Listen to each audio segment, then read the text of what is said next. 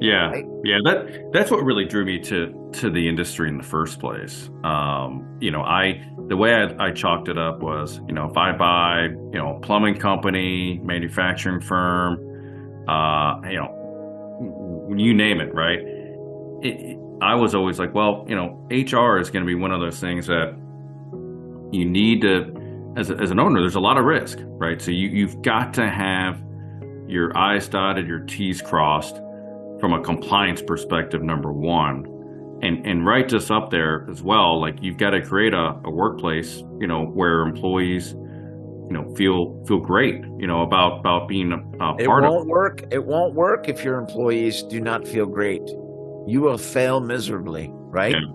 Exactly. It's just going to be it'll be a revolving door. You're going to be on the hamster wheel, so to speak, and just, It's so and stressful, so anxious. It's such exactly. terrible. Welcome to World of Marketing Podcast, a Foster Web Marketing production. Here's your host, Tom Foster. Hello, everyone, and welcome to the World of Marketing, where I, Tom Foster, talk with legal leaders about, yes, you guessed it, marketing mindset and the growth of law firm businesses, and any business, really. This episode is brought to you by Foster Web Marketing. Since the internet was born, Foster has been the premier provider of customized websites, SEO video, and strategic solutions for elite businesses. Our unparalleled web technology and systems set the gold standard in the industry, catering exclusively to discerning clientele who demand the best. Partner with Foster Web Marketing to boost your mobile marketing and reach clients directly on their devices, maximizing engagement and driving conversations in our fast-paced digital world. Visit Foster Web Marketing to discover how we can help you achieve your most ambitious goals and solidify your position at the forefront of your field. Today, we're excited to have my new friend, Mark Sinatra, the CEO. What a great name, Mark Sinatra. Are you kidding me? I worked hard for it. The CEO of Aspen HR, and that's aspenhr.com, everybody. If you're following along, you can go check out his website. He's joining us today. Mark has an extensive track record of leadership in the HR and business world. With an MBA from the Wharton School and a background in consulting and investment banking, Mark has made significant contributions to his industry and community. He has a passion for wellness and longevity, and we're going to hear more about this as well as Mark's professional journey and leadership views. So let's get started. Mark, thank you so much for joining the World Marketing Podcast today. Thank you, Tom. Appreciate it. So let's talk about Aspen HR. Well, first of all, we just found out before we got started that Mark is from the same area that I'm in. I'm in Alexandria, Virginia. He was born right across the river there in Silver Spring and in Bethesda before he went up to New York. That's where Wharton is, right? In New York? Is that? Yeah, in Philly, but I worked in New York though. I went to college up in New York. Worked there for a few years after that as well. So how old were you when you decided to go to business school? That was, I think I was 25 at the time. That's great. 25, 26. When I decided to go, ultimately, I think it's a little bit of a process to really kind of get there and then make it all happen. So I think I was 28 when I ended up like attending, and I think I got out of there when I was 30. Wow, yeah. That's a significant journey to get through that, right? Yeah, it was a big decision because it's not cheap, and so you're talking like six figures of debt to really invest in yourself and your career. So Right. That said, it's a decision that you can't take lightly, given the the cost involved, and also like the opportunity cost too. Like if you go back full time, it's like 2 years out of the workforce. For lawyers, it's a little bit more straightforward, where you got to go to law school and like Yep. like it's like there's no ifs, ands, or buts about it. But in business, the MBA is like, it's nice to have, but it's not really required at all, in my opinion. And I've hired a lot of folks, even folks like, a lot of folks without college degrees, depending on the role. So That's me. and it I'm varies. just a jarhead. I went in the Marines. That's where I got my education. Happy Veterans Day to you. Oh yeah, thank you. Yeah, thank you for your service. Thank you, buddy. Okay, so after business school, Did you set up a business right away? What did you do? Did you go work for somebody else, or what did you do then? So when I was at kind of towards the tail end of business school, I figured out I was unemployable. In other words, That's what I say about myself. That's great. You and I um, are ready buddies. yeah. So I was like, okay, well, how did I figure that out? I was just, I don't know, kind of young, impatient, and felt like, I You're was smarter equipped than everybody else, to and so everybody else is an idiot. Yep.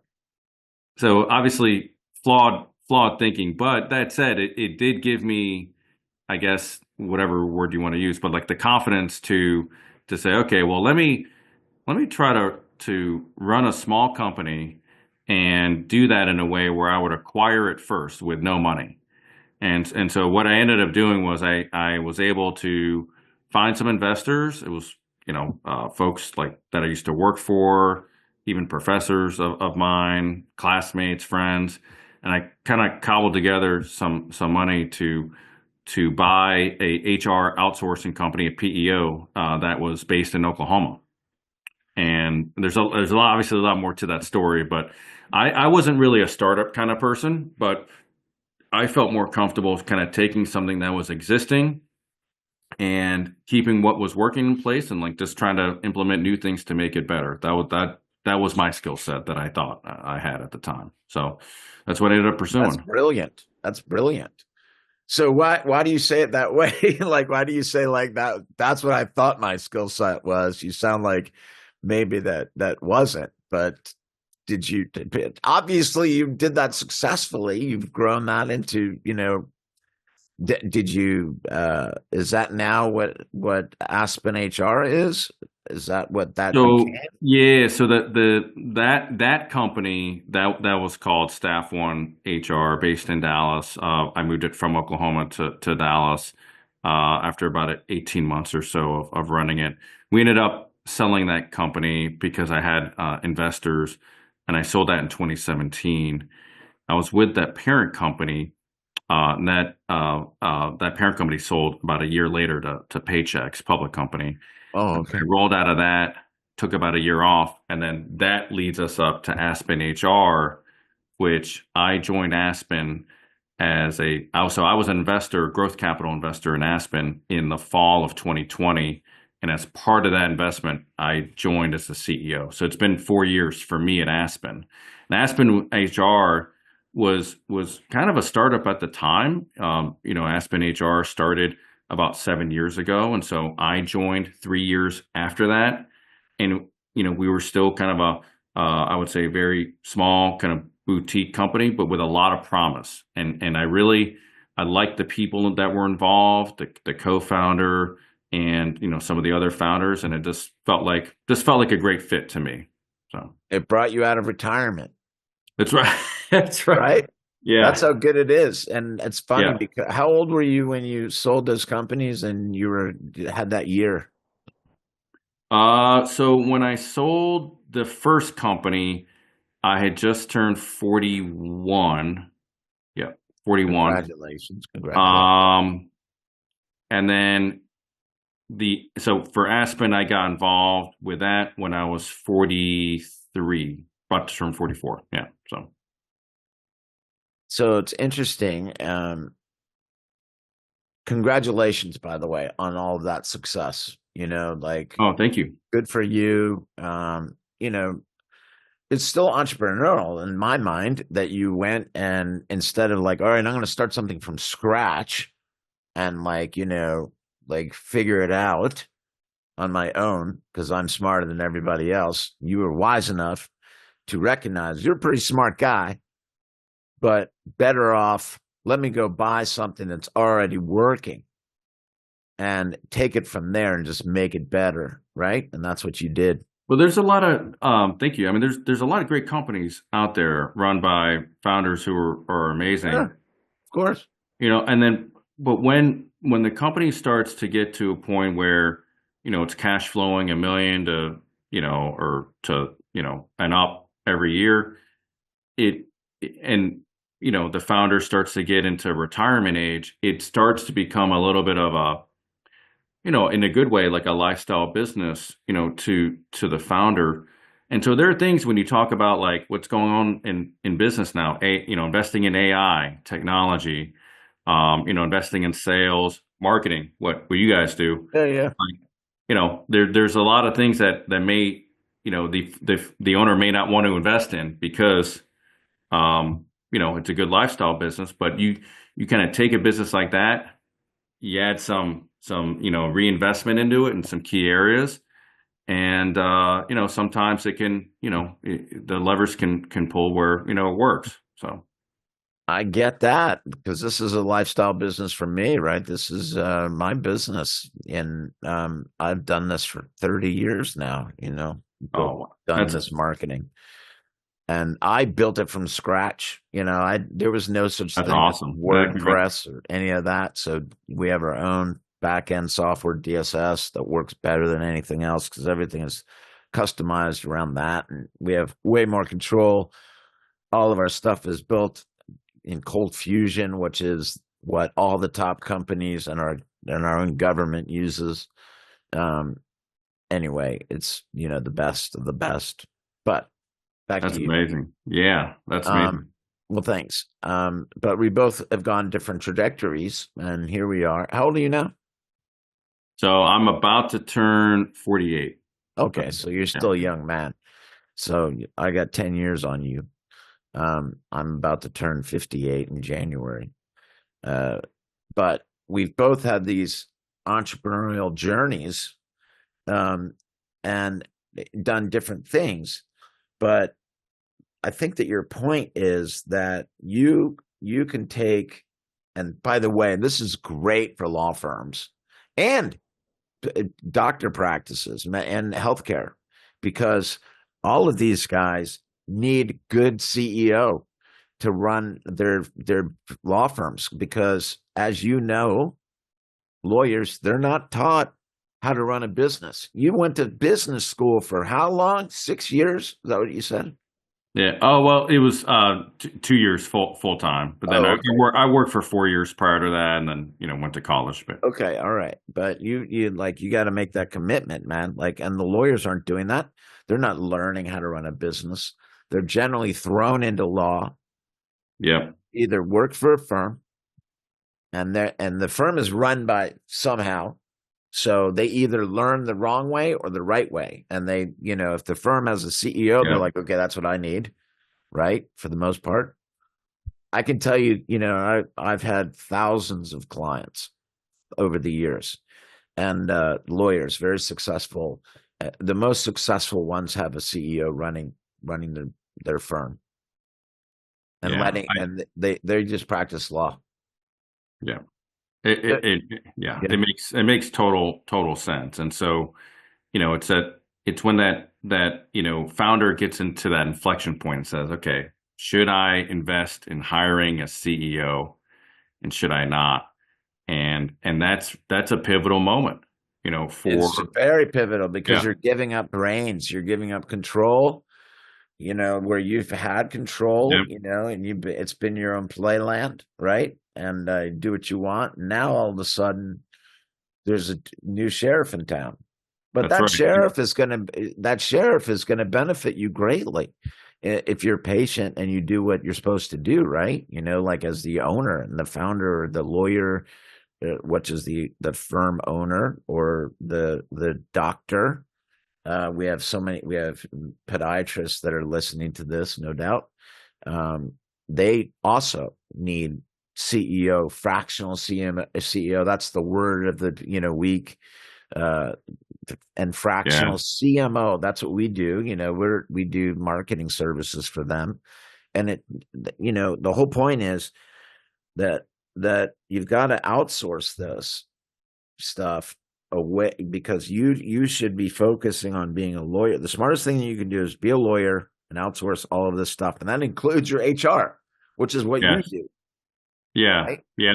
That's what really drew me to the industry in the first place. The way I chalked it up was, if I buy, a plumbing company, manufacturing firm, you name it, right? I was always like, well, HR is going to be one of those things that you need to, as an owner, there's a lot of risk, right? So you've got to have your I's dotted, your T's crossed from a compliance perspective, number one. And right just up there as well, like you've got to create a workplace, where employees, feel great, about being a It part of won't work. It won't work if your employees do not feel great. You will fail miserably, it. Yeah, right? exactly. It's just going to be it'll be a revolving door. You're going to be on the hamster wheel, so to speak, and just, It's so and stressful, so anxious. It's such exactly, terrible. And exactly. I know law firms. I've had clients like that too. Like I've had very successful ones, and those, like I said, those are the ones that outsource running the business and their marketing and their HR and their finance, and they're not doing that stuff, right? They're doing what they're good at. Um, and okay, so tell us what makes Aspen HR a different type of partner to work with. Well, the biggest thing, which that I can say, is we are solely focused on serving the needs of professional services firms and financial services firms. We also have a lot of clients in the healthcare space as well. But if you look at, like, what all those three industries need, we already talked about it. It's very people intensive. And in our opinion, those types of companies need partners that have a white glove service model where Yeah. you're talking rapid response time, where you're not sending an email or calling a call center and you're wondering if you're ever going to get a call back, and you get one, 2 or 3 days later. Right. Or you're running through software programs trying to get answers to your questions. Exactly. Yeah. Because that's what we have found in our industry is you've got a lot of the larger competitors that have, they're either publicly traded or they're backed by private equity funds, and it's a race to the bottom line. And so what has suffered there? The client. The customer suffers Clients. in those models. Everybody suffers from that And so, approach. you can have like a different payroll specialist every month, and like there's no continuity in service. It's just not something that, we believe the small to medium-sized business owner should pay for. And then on the other end of the spectrum, we have competitors that are solely, I would say, like software centric from a service perspective. So in other words, they don't have any service. It's really Right. deployed through the software platform. So you're going And to be it's AI driven. All of it's AI driven. You're going to be chatting with somebody named Amy Ingram, who Right. AI, is the initial. AI. You're going to be chatting with an AI bot Right. on, you're okay. Well, I'm at the doctor's, and oh shoot, I need my group number because my doctor doesn't have me in the system yet. Well, the AI bot is probably not going to be able to get that for you. Right. So, our whole model is, and by the way, it's not to say we don't have a software platform. We have a software platform, and it works quite well. But my philosophy is that the two things, technology and service, they're not mutually exclusive. You can't just have. Yep. You can have both. Why not Yes. both? Right? And so that Right. is our model. And If you're using the technology to enhance the service, right, and make it easier for clients, because everybody expects you to have the technology these days, but as long as you're not using the technology to solve the problems of the world, right? That's right. That's really it. Is that it's not there yet, folks, right? Unless some people, that might be enough, but like, here's the bottom line of it all. And this is the point that Mark is making, is that people, your employees, are the most important asset that you have in your business, right? I mean, if more important than you are, if you don't have the right employees, if you don't have happy, engaged, focused, disciplined, honest, loyal, loyal to the bone employees that just love to work in the company and love to work for you, then you got a problem on your hands. That's right.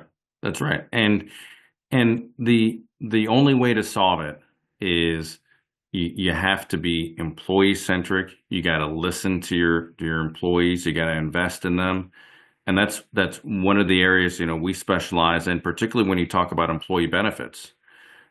As a PEO, and not in all cases, but in a lot of cases, we're able to provide, cost effective, medical insurance and Oh, wow. and a suite of employee benefits to a company that has, they could only have like 5 or 10 employees, or they could have 30. But that's the problem with a lot of companies that have less than 50 employees. They're classified in what I would call like, small group for insurance purposes, and they're vastly overpaying for employee benefits. So that's an area. And just the other day, we signed up a hedge fund in California, and it was a small company. 12 employees. Yeah, 12 like employees. 12 employees, but I think we ended up saving them about $50,000 on their medical insurance. What were they used actually Yeah. to increase? Then they increased the employer contribution. So now, there's employees that have dependents and family that are paying a lot less for their medical insurance. And so what a message to send, right? To your employees, that saying, hey, your health matters, and here's some dollars to back it up. Well, you've got my interest. I can tell you that. I've got 30 employees, right? I'm right up your alley too. I'm a service company, right? But we should keep talking about that. We use JustWorks, and that is, are you familiar with them? Oh, yes. Yes. Yeah. So how do you compete with like that? Because that's a software platform. That's pretty much everything is handled through the software. It's great software. I'll say that about it. We've had it for years. No complaints. We get our insurance through that, but I'm sure I pay through the nose. I'm sure that you could probably cut me some bones, save me some bones, on all that stuff. We should keep talking, my friend. I'm fair game. I'm listening. Yeah. Hear that, everybody? I'd sold myself on this. I've sold myself, definitely. So you better run to this, AspenHR.com and talk to these people. Great website, by the way. Great website. Well done on that. Thank you. Yeah, we probably need to do a fresh, I don't know, just look at, like a couple times a year, just, do a big comb through of it. But it's basically been pretty much the same website we've had for 3 years now. Yeah, it looks good. I don't know how it's functioning in the back end. If it's a WordPress website, it's already trouble, because of the massive code that it requires to make a pretty website like that through WordPress. That's probably got all the features it needs. Generally speaking, and we're getting off track here, but you should get a redesign of your website, at least every 2 years. And that's getting faster and faster with the changes that Google puts out. Yeah, I just know enough to be not even dangerous, but just like I just do some reading on that stuff, and it seems like the algorithms are changing quite often. To the point, like you shouldn't be doing that, right? That's a whole different thing. You need to outsource all that stuff to somebody that knows what they're doing. And that's really the thing, is that you've got to be able to outsource. And speaking of outsourcing, the other person I'd like to mention is Jay Henderson, because Jay Henderson, do you know Jay Henderson? I don't. I don't think I do. I need to introduce you to him, because he does these, what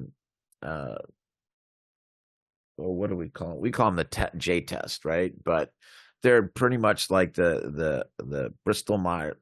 What is that? The Meyer? What is that? Oh, like Myers-Briggs. Yeah, Myers-Briggs. That's what I was trying to think of. But completely different. And we run all of our people through it, and it is 100% spot on to a T. That tells us so much about this individual, and whether or not we should hire them or not. And every time that I've said, we'll do it anyway, it has failed miserably. But every person that has passed that, and plus it gives you such more information about that individual, how to communicate with them, how to work with them, right? Yes. And it's so critical to us. And so we listen to it to a T. And that's jhenderson.org, everybody. I think it's great. It's great advice for sure. I mean, if there's a lot of those assessments out there. You've got what you just mentioned. Henderson. You've got Culture Index Predicted. I mean, the Myers-Briggs. There's a whole bunch of them. I think, and it's hard to say, okay, well, this one's great, and this. I mean, but I think if you're an employer that's hiring employees, which is pretty much anybody, like you should find one for sure that you're going to use, and you'd be surprised. There's a lot of employers that don't use one. They don't. It's kind of crazy. People listening on this call right now, we know you're not doing it. Okay. And that's the thing. That's why you have employees you don't get along with. That's why you have employees stealing from you. That's why you have employees doing two jobs and pretending like they only work for you.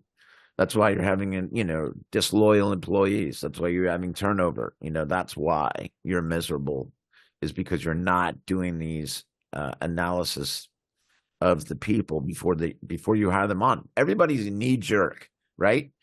They're so desperate to hire whatever, a medical assistant, a lawyer associate, paralegal. They're so desperate to get the one that fits what they want that a lot of times they fool themselves, and they end up like getting somebody too much like them or whatever, or somebody that's interdirected. That's kind of the worst kind of person to hire, is somebody that's just going to do what they want to do, regardless of what you say, and that's right. You got to stay away from those people. Right. I think you made a really good point just now about, like kind of desperate. Like you never want to be desperate to be in a hiring position, because I know for myself, when I've been in a position where I'm like, okay, I got to hire somebody for this role like yesterday, the odds are I made a hiring mistake, or I'm going to make a hiring mistake in that scenario, because, you've got, you're under pressure, time pressure to fill that position. Now, that's easier said than done, right? I mean, I understand like there are some industries out there that are just like healthcare would certainly be an example where it's really hard to find qualified individuals. But I think in those scenarios, like from what I've seen that can work, is you always have to be recruiting for roles. Don't wait until it's like you need them right now. Don't wait. That's what I always tell. Yes. I'm like, you have to start right now. It's going to take us 3 months at least to get this person, right? And that's always the case. We were talking about Brittany earlier. It took me forever to get her. I went through so many applicants before I found Brittany. And she passed everything with flying colors, by the way. She was one of the best. Yeah. So great person there. What else did I wanted to say? Okay, so if listen, gang,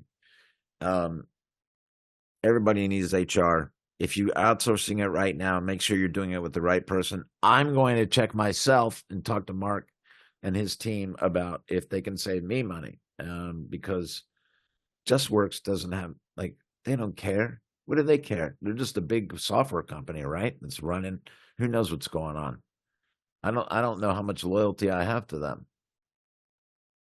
Right? That's the other thing too, is that you want to have loyalty with the people that you work with. Yeah, I mean, I can't speak for other companies, but I know for Aspen HR, our client retention rate is 96%, and it's hovered right around there since I started, and that's one of the reasons why we've been growing so quickly. Is, I mean, it all starts with a client, and I really like if you're running a service company of any sort, and And if your client retention's in the 90s, you're onto something, right? And that can help for you sure. with grow a lot more easily, when you have retention in that level. I wonder what JustWorks is. I don't know what their retention rate is, but I'm going to check into this. Okay, everybody. Mark, is there any message that you'd like to tell everybody? I just think, if you're a business owner running a law firm, podiatry center, and any company, and you have employees, and you have fewer than 50 employees, and you find yourself either spending too much time on HR, employee benefits, payroll stuff that you want your staff to be focused on other areas like working with clients, collecting revenue from carriers and things like that.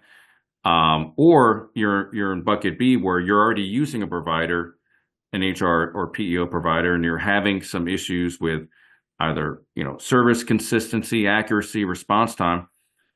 Reach out to me. Give me a call or send me an email, and I'd love to have a conversation with you. So that would be the last thing out there. Tell everybody what your phone number is and your email is, Mark. Yeah, it's Mark with a K at AspenHR.com. Aspen HR is all one word. And cell phone is 646-620-2054. Outstanding. And we'll put all the links down below for everybody. But there you go. There you have it. Mark Sinatra, I was going to ask you, how do you sing? Do you sing like Sinatra? You got a great voice. Usually Monday morning is not the best time for me to kind of belt out a tune, but I will, and I want you to retain your viewership too. So I don't want to do that to you, Tom. But we'll do that maybe another venue. Yeah, we'll do that when we have a beer together. Yeah, that's right. That's right. That's Sounds great, buddy. Okay, Mark Sinatra, thank you so much for joining me today on the World of Marketing podcast here. Tom Foster, Mark Sinatra. Everybody have a wonderful day, and I will talk to you soon.